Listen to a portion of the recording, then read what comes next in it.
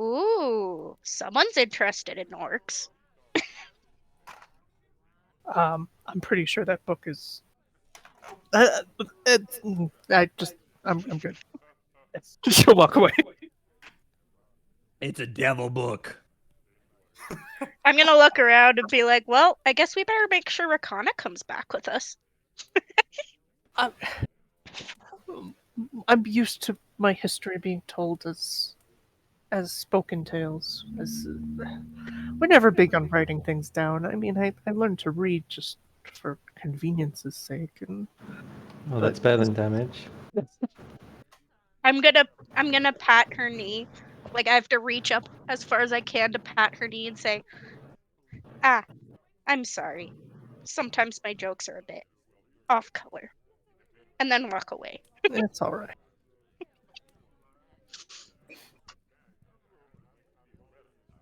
Yeah, none of the book was in Orcish though.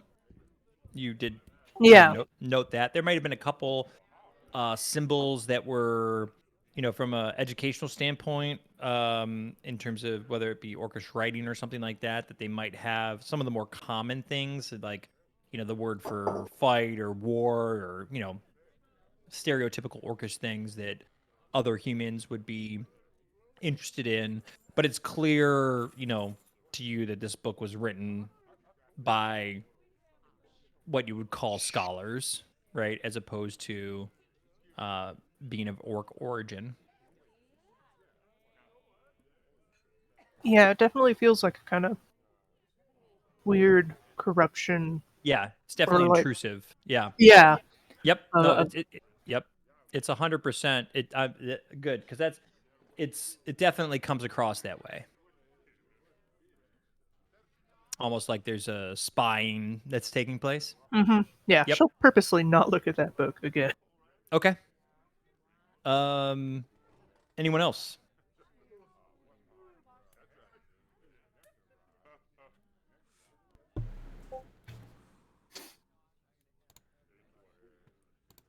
Queso just comes in through a random door. Do you say Queso just comes through a random door? Is that what you said? Oh, yeah. I see. Liz has joined us. Yes. Liz back. Yeah, I'm done So work. you all didn't know, but Queso was actually taking a tour of the rest of the house while the rest of you were just looking at the books. And comes in to let you know that there's actually, I'm just kidding. So you're okay. So you're with us. Fantastic. Yeah. You had excused yourself to go to the bathroom, and apparently you had some bad fish the day before, and now you're feeling better. Exactly. Okay. I'm glad you're feeling better. How many things did you nab on that way? You just see like a roll of toilet paper coming out the back, and he's clearly just put it in his pants. Damage, you had something? Is that canon? I now have toilet paper in my inventory. Okay. Right. Please do.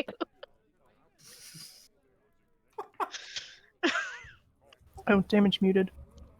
Oh, I thought he said you. I thought I heard him trying to interject something. Mm-hmm. Nah, never mind. It's all right. Okay. So 35, 40 minutes is passes. Rose, you definitely, the book is fascinating in that it is a book that definitely contains what you would consider to be scholarly work, right? Work that is clearly well sourced and well researched with a bunch of supporting data, as well as completely fantastical theories, right? That have no basis, or that certainly don't have any evidence to back them up. They have no, there's nothing there that would indicate that, and it's almost like it's like a fairy tale, right? To where it's weird to see this combination of both of these things existing in a single book. Okay, I think I will. Well, isn't Forrest like reading over my shoulder? Well, he's looking at the pretty pictures over your shoulder. Yes, you can feel his heated breath and his the heat emanating off of his bare chest as well as he kind of looks at pictures. Okay, so I'll turn to Forrest and Okay. say, "Do you want to read the rest of the book?"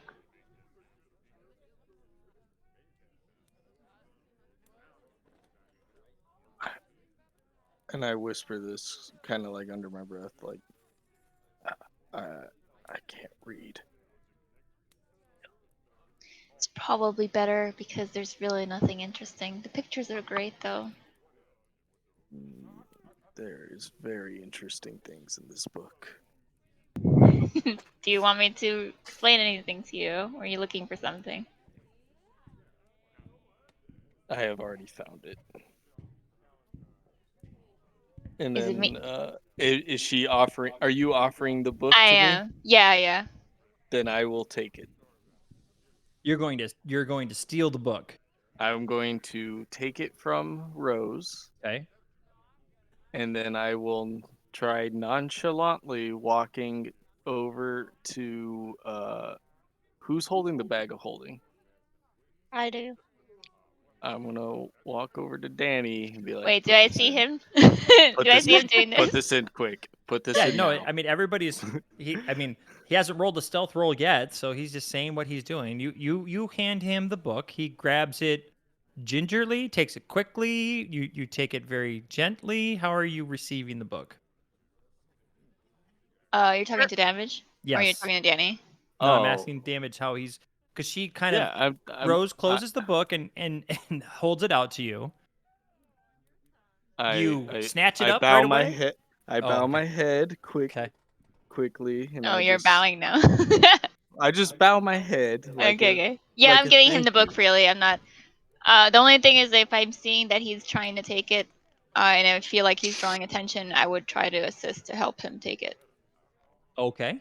That would be much appreciated. So the you watch as Damage takes, or I'm sorry, as Forrest, takes the book from you, and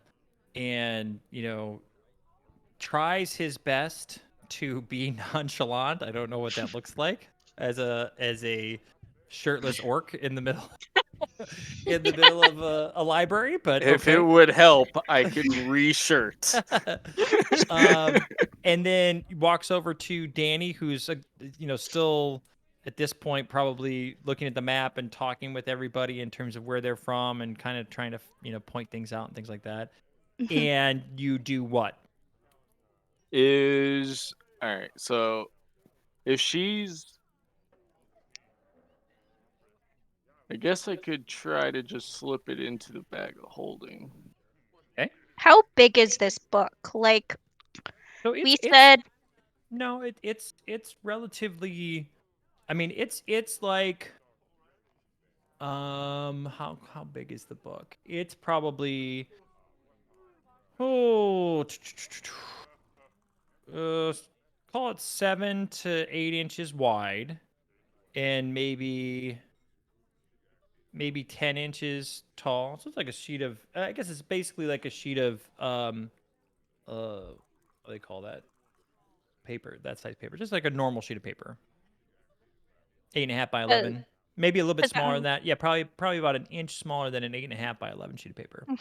I'm And as trying to far as remember how wide we said the bag of holding could open. yeah, I think you said 6 inches, but I'm not positive about that. Yeah, I don't think it was a terribly big bag of holding.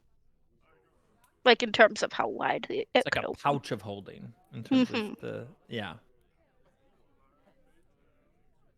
Well, You if want the to try it? pixie's carrying it around, it's Alright. not terribly You big. want to try and shove it in there for us, or are you gonna spit on it first? And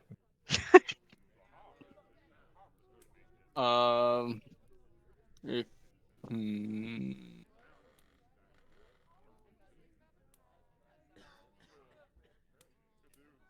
If he is, look, hmm. if I perceive that he is doing that, I think I would go back to the shelf where I got it from and maybe like move the books around so it covers the gap so it's not obvious that it's gone. so what's interesting is when you kind of turn around and look, then you recognize that as you kind of look at the entire bookshelf, every single book is like everything is placed perfectly, right?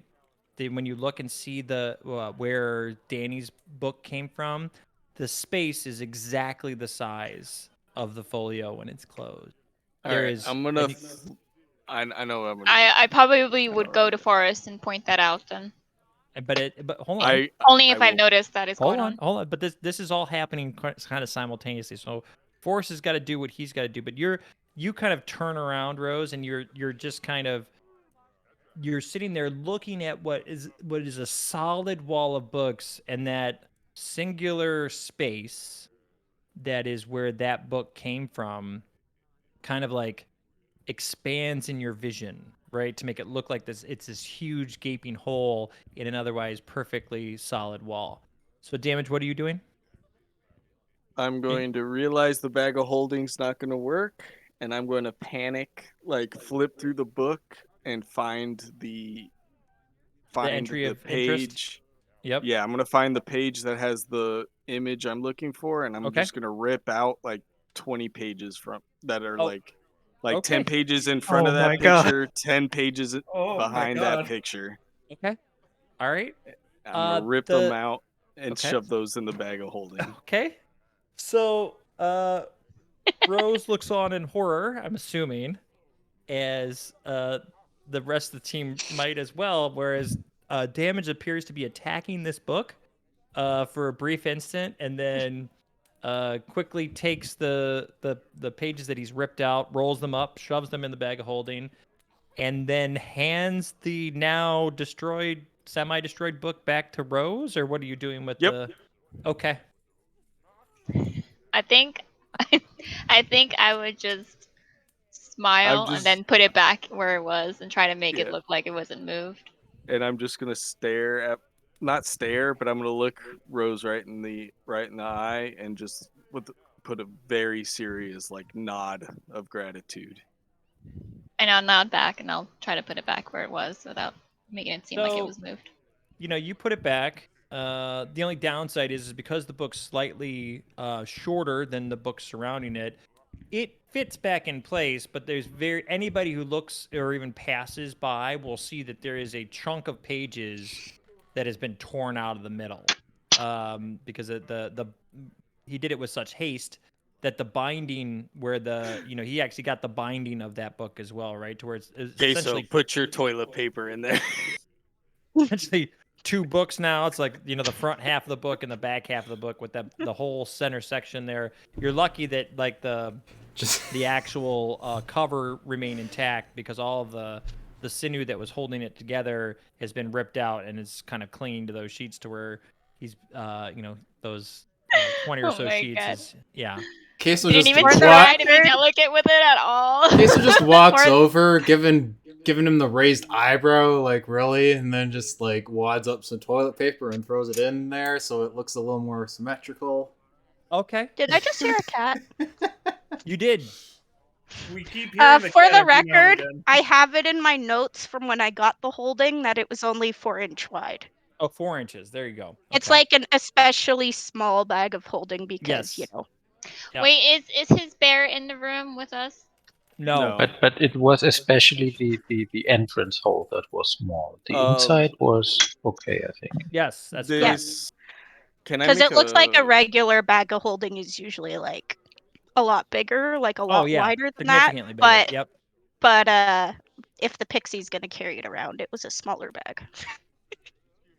So we keep hearing this this Yeah, cat. so Queso, when you're busy shoving toilet paper in between the destroyed portion of the book, you look up to see that there is in fact a single cat that is on one of the higher portions of the bookshelf that's just looking down at you as you're doing this.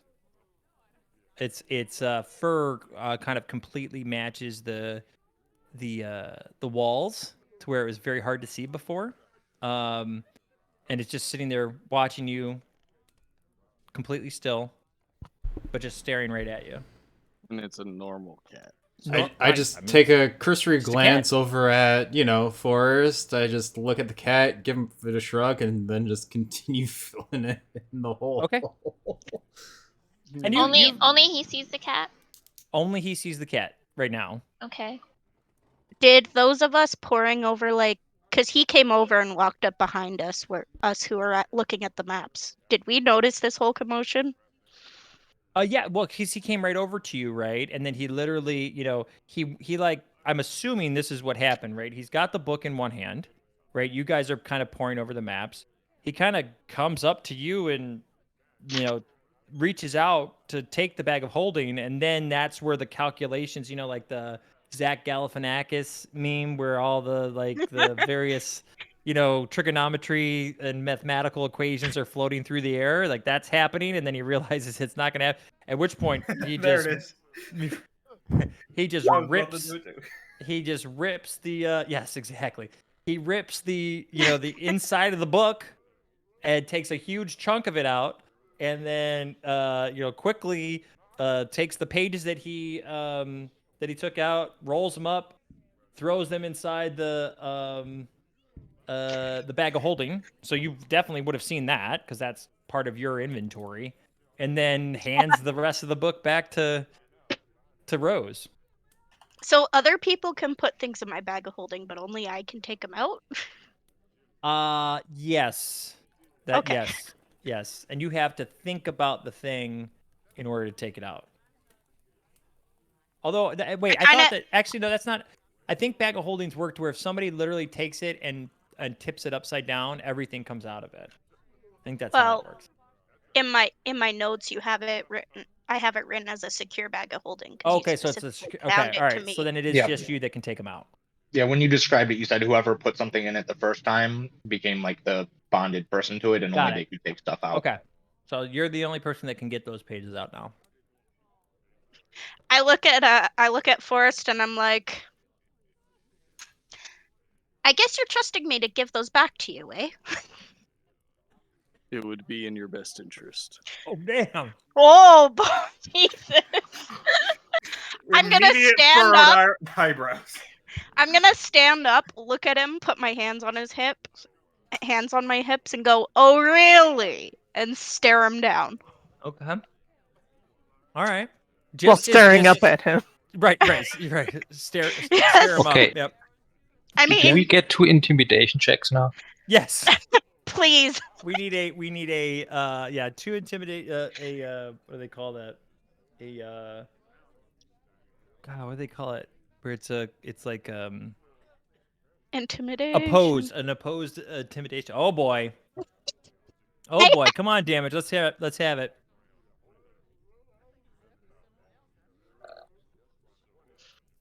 Oh yes.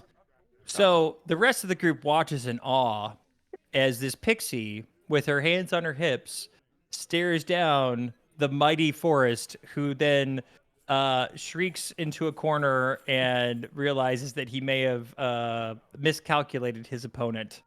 I have that like disappointed mom look on my face, looking at him like, and then really? Forrest goes over in an attempt to hide his shame, goes over to the fireplace, puts his forearm up on the mantle and stares into the flames, contemplating his shame. So with that, the door opens at the back of the room, and one of the actually 2 servants enter, and one on each side of the door, and they kind of hold the doors open for you. It's a set of double doors, and tell you that dinner is ready, and if you would all please follow them.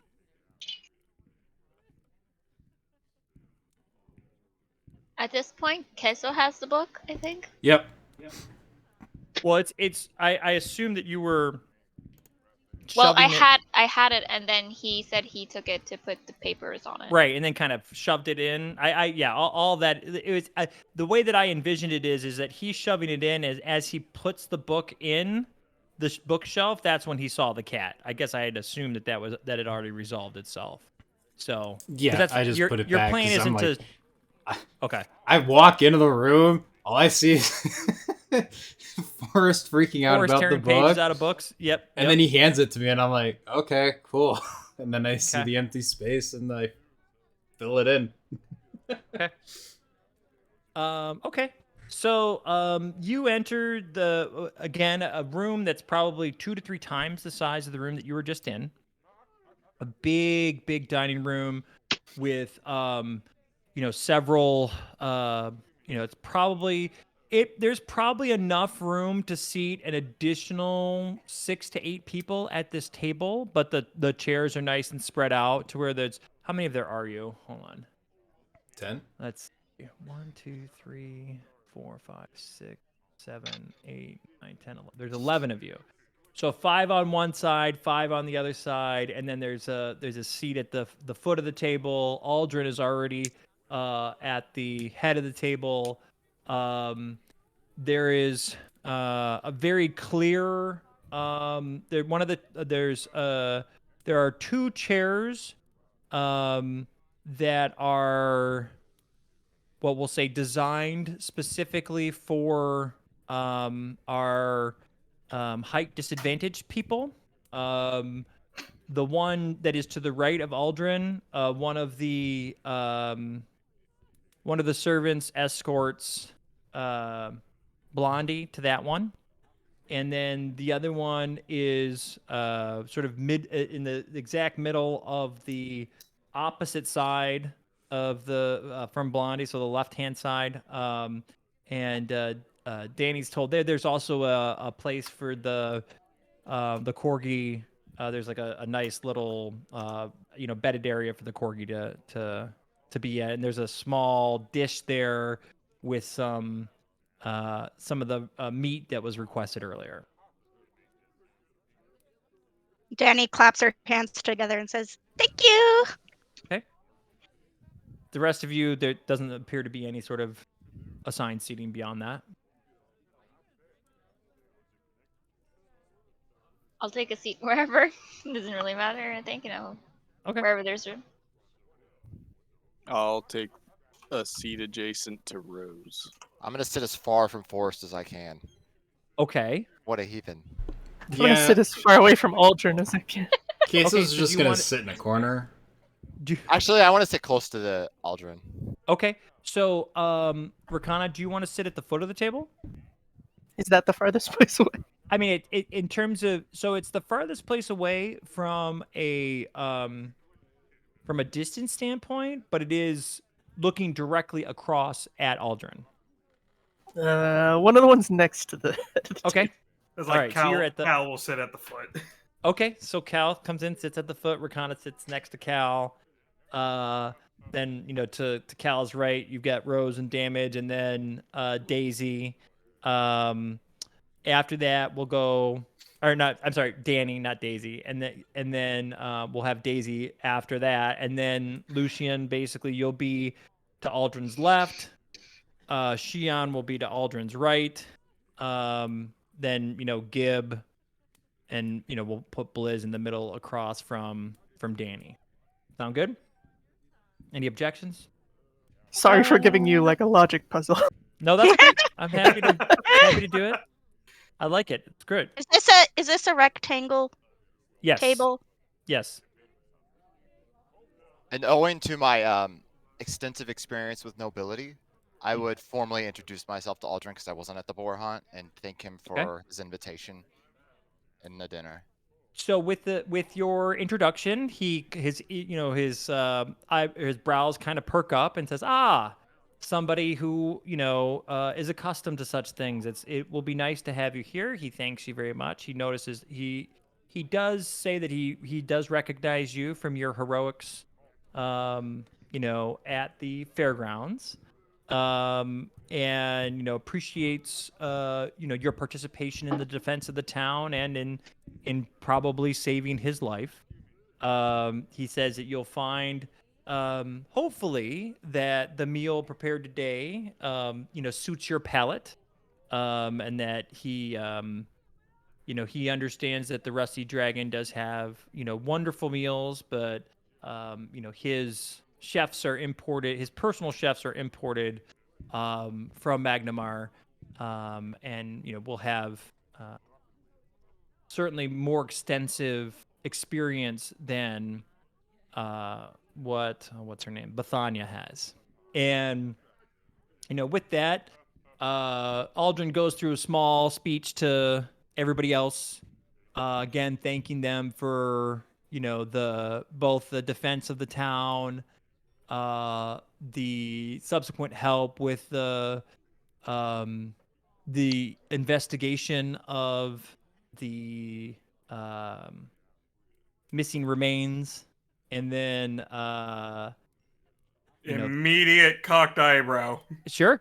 And then the boar hunt, and being thankful for everybody who was willing to participate in that. And he does make sort of it's a feigned gesture of we're I so sorry that you weren't able to make it, where it has kind of a slight edge of insult to both Lucian and Danny, but not deeply cutting, right? Just sort of a recognition of the fact that you chose not to go, but sort of veiled or sort of passive aggressive in his you know uh, uh, expression of sorrow that you weren't able to make it. I'm gonna nod at him and say, "Yeah, I'm sorry I couldn't make it. I had a new friend to settle in with. So, but next time, definitely invite me. I'll come." Okay. So he, with that, he kind of raises a glass to you and thanks you. Each of you has a separate meal that has been specifically prepared for you. That is all of it has at least some element of boar in it. But it's each of the plates has been specifically prepared to a taste that seems to be tailored specifically for you. All of you have a very your own distinct beverages as well. Shion, you have what is brought out for you specifically. The plate that you have is the size of a plate that you would anticipate for somebody like Rakana or Forrest, right? One of these, enormous size plates, but it's filled with all sorts of just like lavish sweets. And the only thing that's really like boar is apparently like one of them has like bacon bits on top of it for some reason. Okay.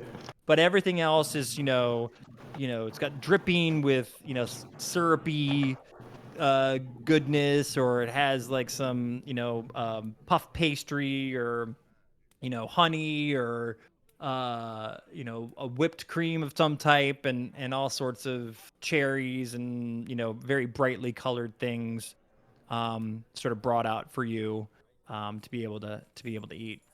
Everybody else, again, a more traditional dish, whether it be for Forrest, it's sort of like a nice haunch of the boar, something similar to what you ordered at the Rusty Dragon, but prepared in a more extravagant way.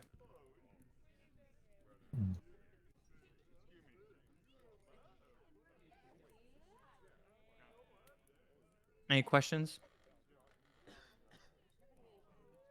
Is this comparable to food in the Rusty Dragon? Yeah. So when you dig in, and it is food that is definitely expertly prepared. You don't. It tastes magnificent. Um, the drinks of choice are paired very well with whatever the particular dish is that you have. There are some palate cleansers that are brought out on small plates to be able to uh, make sure that it enhances all of the tastes that are presented to you. But it's the best way that I can describe it is that it's a more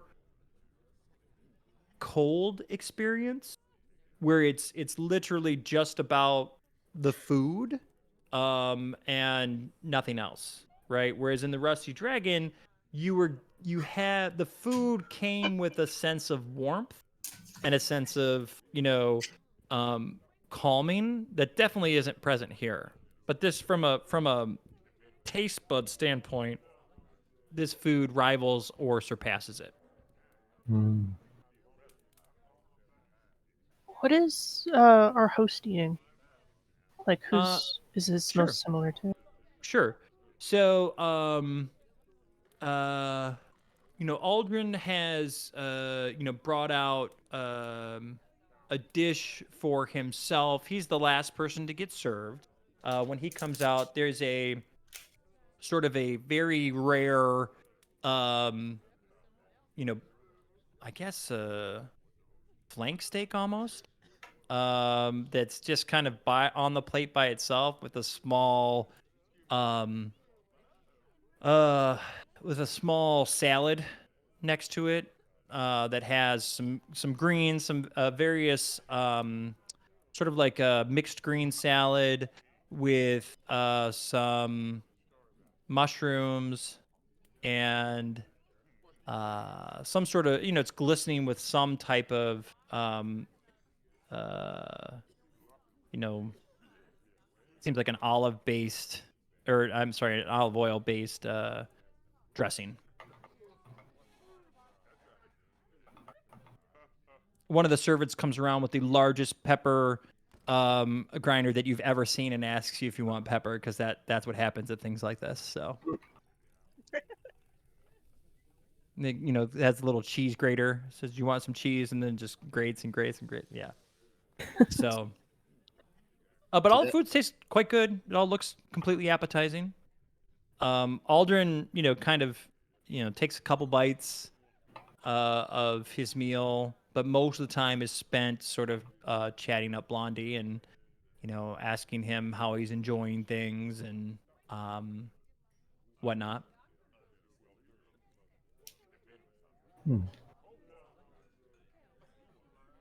Like what kind of questions exactly?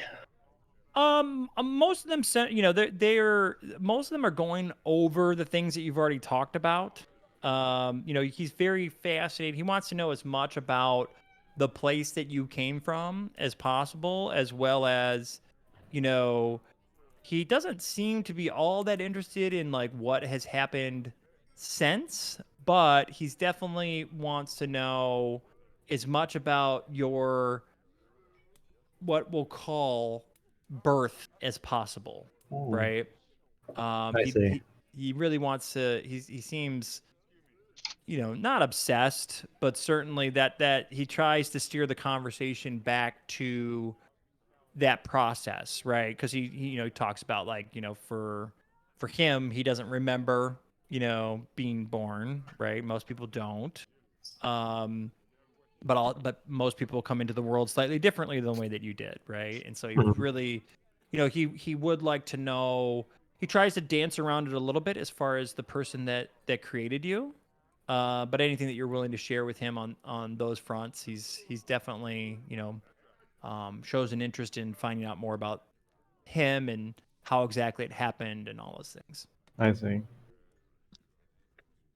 Well, Blondie wouldn't really have any issue explaining any of that, so I'd rather not spend the next 20 minutes explaining his life. Sure. Okay, but you're going to be fully sort of transparent with him. Yeah. Okay.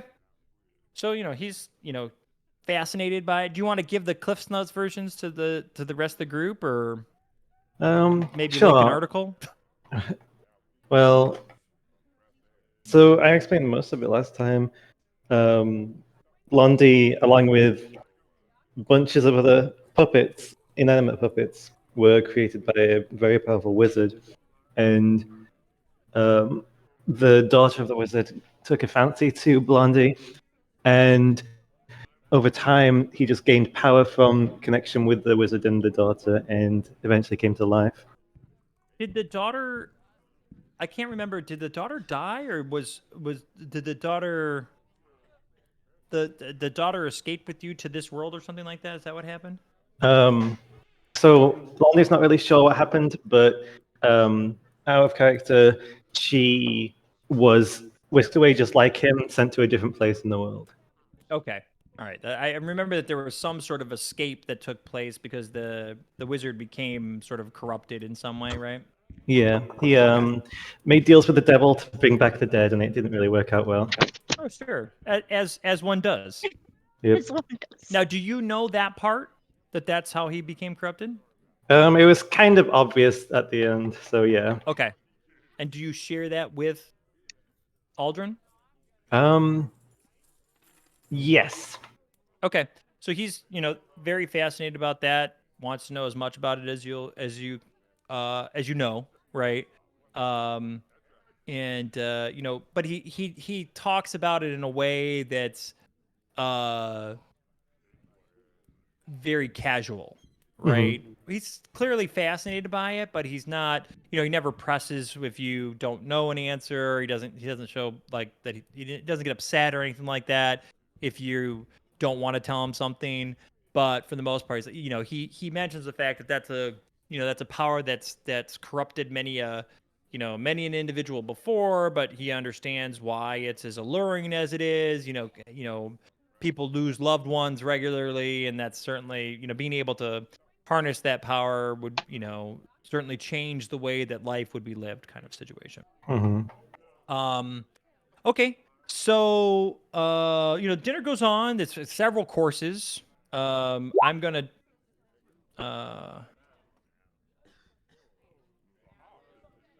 yeah, okay. Am I sitting near to? I tried to follow where everyone was. You are in the middle of what okay. is to Aldrin's left, right? So there's a very long table and there's probably Okay. 2 to 3 feet between each of you, so there's plenty of room, right? But to your right is Daisy. To your left is oh god, I think it is. Hold on. Someone bring out the paint. So it's either Rakana or no, because Rakana's 2 to your left, and Cal's to her left. So but Queso's opposite you. So I don't. So it's probably. But then I don't actually know who's. So I'm not to your particularly close to our host then. Okay. Oh no. You're in between, basically Cal and. Oh, it's Queso who's no. So yeah, no, that's Cal's at the foot of the table. Yep. So yeah, and to your right is Rakana. To your left, so it's Gib. Is Rose. Gib, yeah. So it goes. So from Cal's right, it's Rakana, then Gib, then Danny, then Daisy, then Lucian. From Cal's left, it's Rose, Forrest, Queso, who's ever left, and then Shion. There should be somebody else there. Who am I missing? Who am I missing? I just went through everybody. Am I counting myself? Because there's one. There's only 10 of us. Oh, there is only 10 of you? Yeah, you counted yourself. No, 1, 2, 3, 4, 5, 6, 7, 8, 9. Oh, I might have counted the damage bot or the music bot rather. Okay, well, there's an empty table. Yeah, exactly. There's just a Arashula or however you pronounce her name. There's whatever. So yeah, there'll be an empty seat there, I guess. No big deal. So yeah, so that's how the seating arrangement looks. But no, you're not particularly close. But you're not so far away that you have to yell to talk to him. He does seem completely engrossed in a conversation with Blondie, though. So Cal, you're going to kind of just in the middle of the meal while indiscreetly. While he's engrossed with Blondie. Mm-hmm. Speaking with Rose, she wouldn't have any knowledge that would suggest one way or another. It's like, from my memory, weren't we told to keep the fact that the remains were missing secret? You absolutely were. Okay. But I guess we don't know who the sheriff and the others have shared it with. Which means it's probably better to just not say anything. Again, that's my point. That's why I'm asking, because he did say something about us looking into the remains of the missing that were missing. This whole thing is a little weird. I think if someone should question him, but I can't do it because he hates me. So out of character, I'm just saying that. doesn't hate you. What makes you think that he hates you? Oh, please. The interaction on the road tells us that. It just means that there's not an establishment of trust there yet. That's all. Yeah, I don't think Rose would be the one to question. She's definitely suspicious of him. Okay. And she would tell that to. I guess I I'll mean, just tell it to you, Cal. How many books of yours did he destroy? Just out of I curiosity. didn't destroy the books. That wasn't me. Okay. How many But, books of yours did he give to somebody else to destroy? One. But I'll tell Cal that we should probably question him if we think, or just be careful around him if we think. I'm a little suspicious of this food in general, but not much. Yeah, we it's like can do here. I'm eating just not very fast and not a Yeah. lot. I would have been the same. I would have checked to see when he ate first and then ate, but I would also inspect my food and make sure that nothing seems off. You don't find any razor blades in the food. That's I don't think what we're worried about. There's no like your the goblet that's brought out with your drink does not have a skull and crossbones on it. It doesn't. But in seriousness, it doesn't smell funny or taste funny. And like I said, all the food does seem expertly prepared. If it also, there does, if he wanted you dead or harmed, the boar, an accident while hunting boar was completely plausible. Or after, he got you all in a singular enclosed room, if he had the capability to kill you, there's or the intention to, that seems like a perfectly opportune chance to have done so. But I understand why you're concerned. Blondie has no fear whatsoever and is just eating. Okay. Oh, I mean, it's you. Are you just stuffing your? It's all absolutely delicious. It's just the. Well, I'm eating it slowly, but Okay. I'm not hesitating or anything. Got it.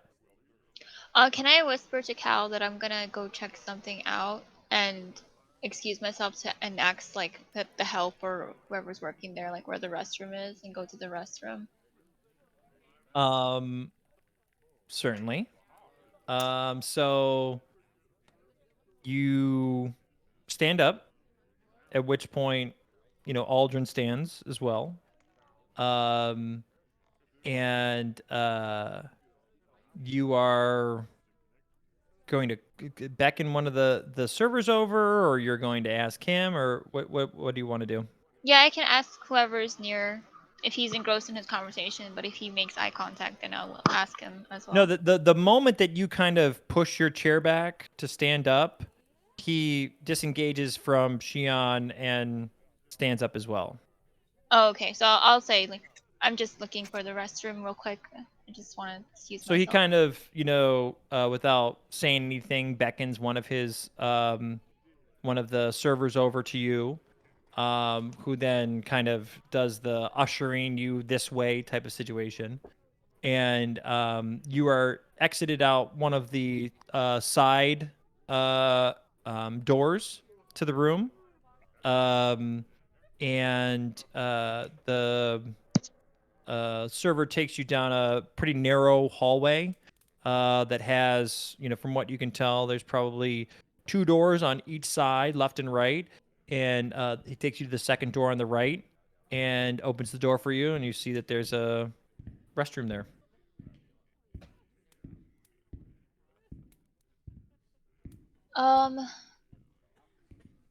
I was gonna cast detect magic, but I think my sheet has this not set up. Can I cast it? Yeah, sure. I don't know how far away I am from the room with the book or from So the dining hall. 30 detect magic has a 30-foot radius as far as I'm aware. Yep. But you need to I'm assuming you're entering the facility? Correct, yeah, when Okay. I'm out of eyesight. So you enter the room, the servant closes the door behind you. And now you're just in the bathroom. Very nice bathroom. You see that it's missing a roll of toilet paper, but other than that, Steal their soap. All right, I'll cast that Beautiful just soap. to see if I get anything. Okay, so you cast detect magic, and you definitely detect magic. Oh, it doesn't tell you like in It what doesn't. area, like It what doesn't tell direction. you Nope. anything. No, that's It literally 5e. It just tells you tells you that there's the presence of Oh, magic. there is the I was presence thinking of about magic. that. Yeah, no, it says in other games, other even in 1e, right? It would like something would glow magically. That doesn't work that way. It's literally whether there's magic within a 30-foot radius of you or not. That's why it's one of the best changes ever to a spell between editions. You can ignore things that you know about. I don't know if I told you, but this the other group that I'm running this with, one of them has a magical coin on them that nobody else knows about. They know that there's something magical about him. They don't know what it is because he's not willing to share. His character, because of how he got the coin, won't tell anybody else about it. And so they have to do this like they have to go through this process where they move him 30 feet away from the detect magic person in order to see whether or not there's magic. And it's funny because they forget, every other session and they're like, oh yeah, I do that, because he can't ignore it because he doesn't know what it is. So it's great. It's a lot of That fun. is beautiful.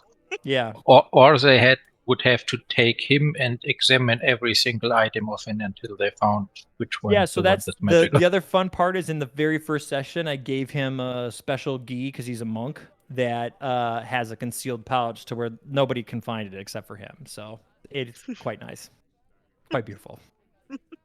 Because they've tried all that stuff, Zaven, and it's been fabulous.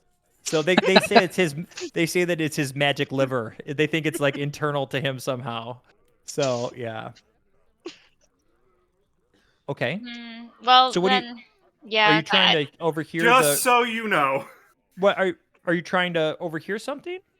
I am trying to use the seek action to see if there's any hidden creatures from me in the room other than us. Okay. Just in case. Oh, the +2? Well, go ahead. I get a +2 circumstance bonus to it. You can give me a perception check, sure, and then I'll come back to you, Mar. Y'all are so suspicious. Yep.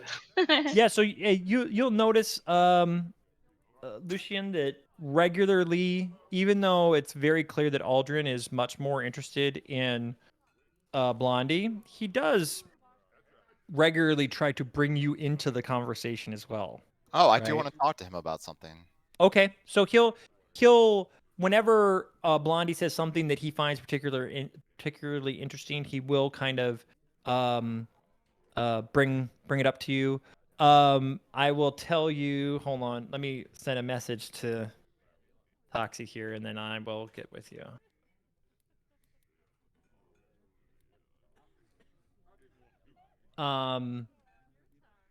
So yeah, so he'll regularly ask you, your thoughts on, have you ever heard of something so fantastical in terms of the, both the raising from the dead as well as the, just a wizard being able to bring a child's toys to life, and then that toy having, such amazing powers as your friend here does, kind of situation.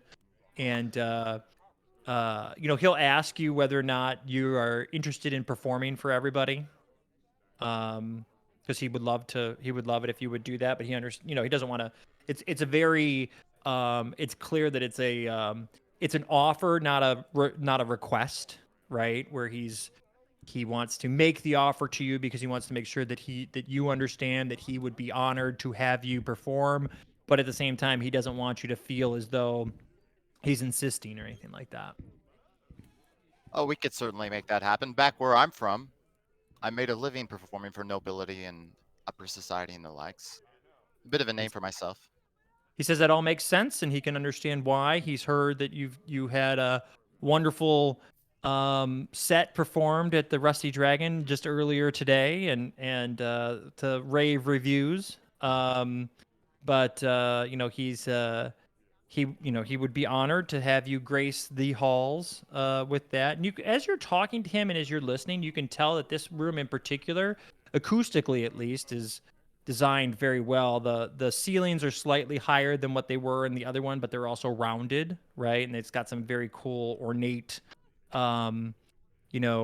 archways within it that kind of creates a neat effect as far as the noise is concerned. What's the conversation? Are you going to try to segue into particular conversation, or are you Yeah, just so I guess the hired help is probably coming in and out. The servants are yeah, probably occasionally, right? Yeah, so but like when one of them comes in, I would just kind of nod and be like, "That's quite the hired help you have here. Do you have trouble finding good servants in these parts?" Yeah, I mean, he kind of chuckles and says, "Well, I find that the servants tend to be better the more that you pay them, right? And that regardless of whatever parts you find yourself in, if your pockets are deep enough, you can find good help.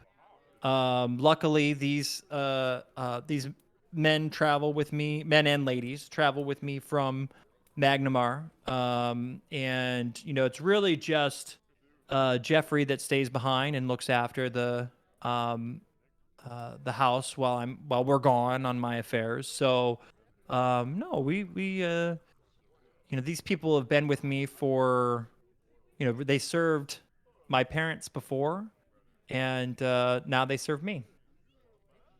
Do you house them here?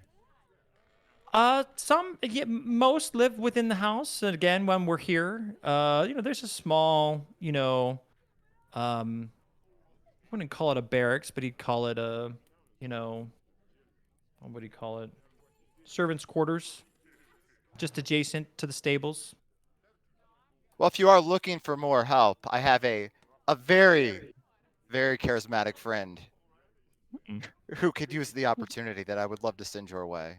Okay, kind of cocks his head and God says, damn it. Oh, there's the out. That's a good idea. We're Yeah. That's a terrible idea. Can always be interested in additional help. I find that I think the last person who was brought into my employ was something on 18 years ago, and so the people are with me for quite a long time. And if I find need of somebody, I will be sure to let you know. But I'm not in the business of just hiring anybody, regardless of how charismatic they might be. But he Do you appreciates have the offer. need of a grappler? Grappler. I hope you actually did. You actually say that? I hope you did. Well, I mean, the Well, damage I say wouldn't. that? I Or wouldn't. does- I or- wouldn't no. have. Well, Yeah, you're we also on wouldn't the have other seen. side. Yeah. The only thing we know is you went off with a hot chick who was obsessed with you, and you came back with her, and Yep. she was very happy. Yes. That's And homeless. Not like that, guys. We don't know. We don't know she's homeless. Sure. Happy Yeah. and We don't know she's homeless. It's true. Only Lucian knows that.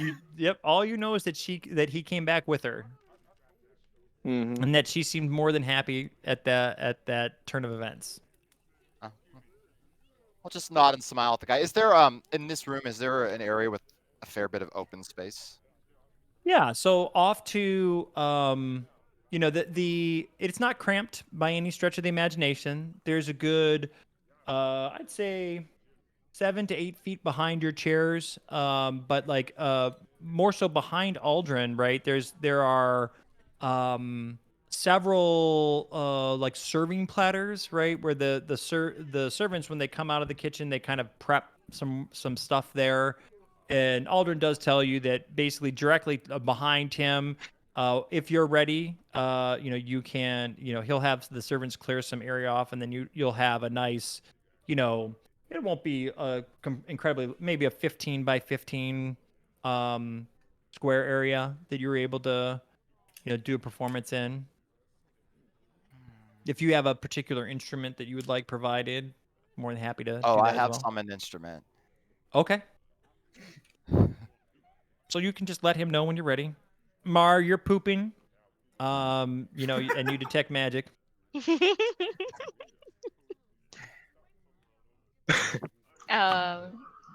Well, I misunderstood how the spell was gonna work, so Okay. I think I would just finish up and head back, unless there's. I guess I could inspect the bathroom if anything seems off. Okay. Didn't even wash her hands. I was gonna say. Yeah. No, the bathroom, it doesn't have, it is as sophisticated as the rest of the house. Nothing in it appears to be the source of the magic, right? So that's, you definitely don't necessarily understand where it could be coming from.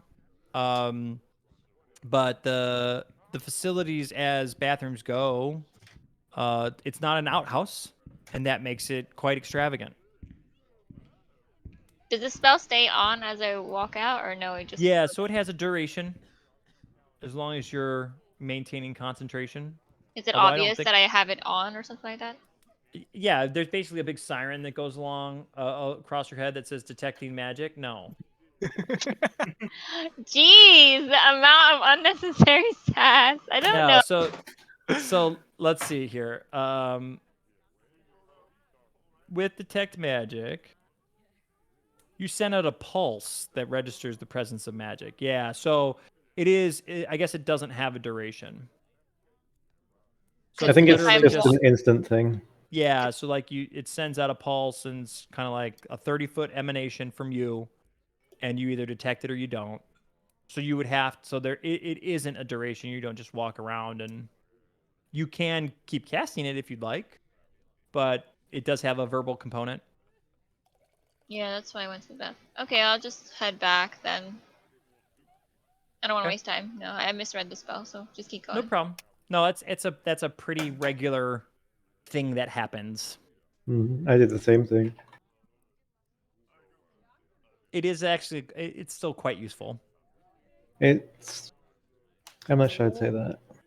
It's less useful than you would think. Right, it's less but useful it than... does still have its uses. Yes, absolutely. There is, I think, an improved version of it at higher spell levels, right? There is. Yeah, Yeah, the higher level versions are worth, but this one's not. Yeah. So at Heighten 3, you learn the School of Magic from the highest level effect within range, and then Heighten 4, you also pinpoint the source of the highest level magic.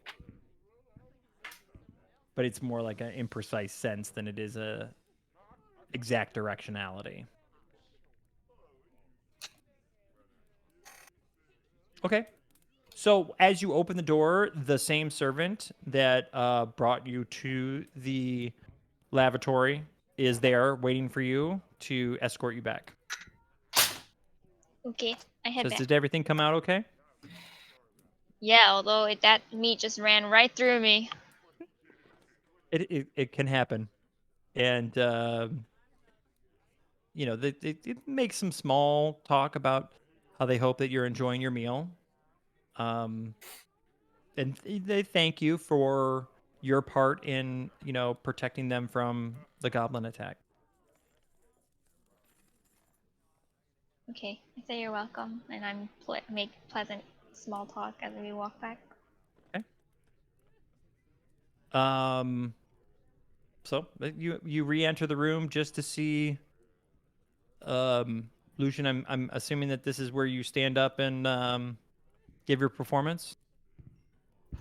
I would ask him if he had a harpsichord or a keyboard or a organ on the premise. Wow. Okay. He might kind not. of, perks up at the idea and says, certainly. It's in a different room, and so we can we can retire to that room. Rather than having it would be difficult to bring in here. But he's more than happy to do so.